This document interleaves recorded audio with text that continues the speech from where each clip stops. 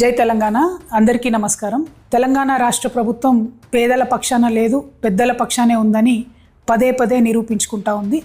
ఈ మధ్య గవర్నమెంట్ అంతా కూడా స్మార్ట్ మీటర్లు పెట్టబోతున్నాం అనేటటువంటి అంశాన్ని హైలైట్ చేసి చెప్పేటటువంటి ప్రయత్నం చేస్తుంది. మొన్ననే సిఎండి గారు కూడా ప్రకటన చేయడం జరిగింది, మేము త్వరలో స్మార్ట్ మీటర్స్ పెడతామని చెప్పి. అట్లనే నెక్లెస్ రోడ్లో కూడా ఒక ఎగ్జిబిషన్ పెట్టిండ్రు, ఎట్లా స్మార్ట్ మీటర్స్ బాగుంటాయి ఏంది అని. అంటే పబ్లిక్ని ఒక మైండ్ వాష్ చేసే ప్రయత్నం చేస్తున్నారు. ఈ సందర్భంగా తెలంగాణ ప్రజలకు నేను ఒక 2-3 విషయాలు చెప్పాలనుకుంటున్నాను. ఆల్రెడీ మన తెలంగాణ రాష్ట్రంలో ఉన్నవన్నీ కూడా స్మార్ట్ మీటర్స్. ఇప్పుడు ముందు లెక్క ఎవరు కూడా పోయి పెన్ను పేపర్ పట్టుకొని రీడింగ్ రాసుకునే అవసరం లేదు. ఒక చిన్న మెషిన్ ఉంటుంది, దాన్ని తీసుకొని మీటర్ దగ్గరికి పోగానే ఆటోమేటిక్గా రీడింగ్ వస్తుంది. స్మార్ట్ మీటరే ఇప్పుడు కూడా ఉన్నది.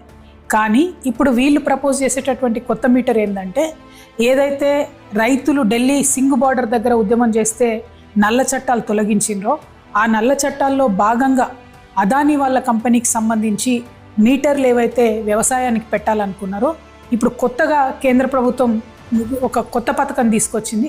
దాన్ని ఈ రాష్ట్ర ప్రభుత్వం సంతకం పెట్టి ఒప్పుకొని ఇవాళ కొత్త స్మార్ట్ మీటర్లు పెట్టాలనుకుంటుంది.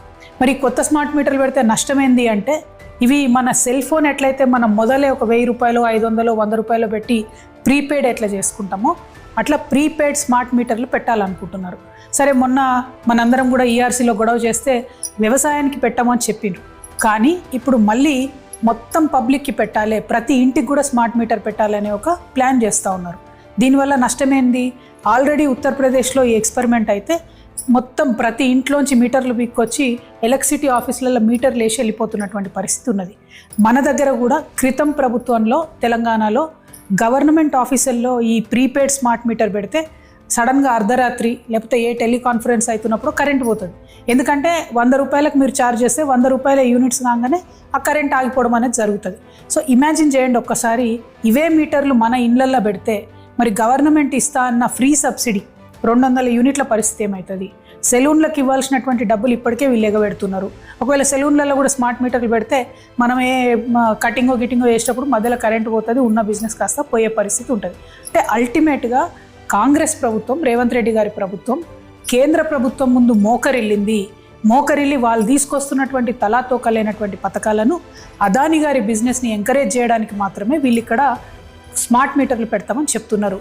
ఉన్న స్మార్ట్ మీటర్లను సరిగ్గా వాడుకొని, ఉన్నటువంటి మొత్తం ఎలక్ట్రిసిటీ డిపార్ట్మెంట్ని ప్రాపర్గా వాడుకొని, ఆర్టిజన్లను రెగ్యులరైజ్ చేసి, కాంట్రాక్ట్ ఎంప్లాయీస్ని రెగ్యులరైజ్ చేసి, ముందు 24 గంటలు కరెంటు మంచిగా ఇచ్చే ప్రయత్నం చేయండి.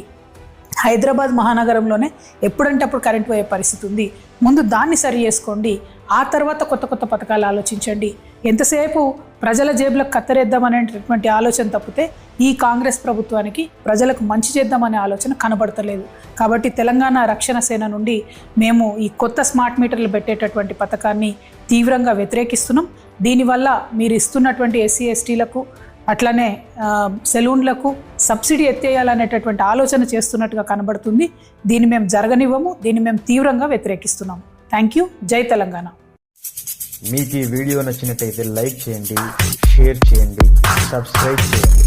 రెగ్యులర్ నోటిఫికేషన్స్ కోసం బెల్ బటన్ని ప్రెస్ చేయండి.